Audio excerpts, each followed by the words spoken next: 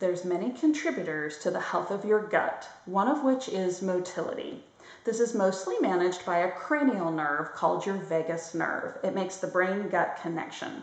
One example of this relationship is when you're really stressed, you might get a stomach ache. But an important factor to know is you can significantly compromise your gut function within hours of a traumatic brain injury. Think concussions. Your brain not only manages motility and blood flow, but digestive enzymes, stomach acid, many aspects. If your brain's impaired, your gut's impaired, and that impacts almost all of your health. The good thing is there's a few things you can do to restore this connection. First of all, gargling.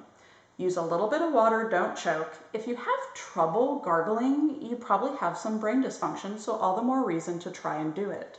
You want to do it for maybe a minute or two, a few times a day, and ideally, you want to do it so vigorously that it brings you to tears. Another option is you can stimulate your gag reflex, like with a tongue depressor or similar object. And you want to do it several times, basically until it makes your eyes really water. Now, you don't have to do these activities all the time the rest of your life, but your brain is not going to be back to regular functioning and rehabilitated soon, so you want to do this for a while.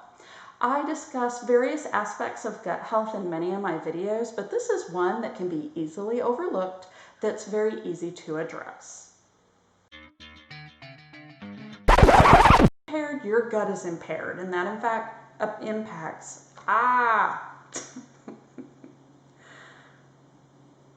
gut function within hours. Oh my gosh, really? Research shows that clicking the thumbs up and subscribe button will make fingers healthy and strong, and besides, it's free.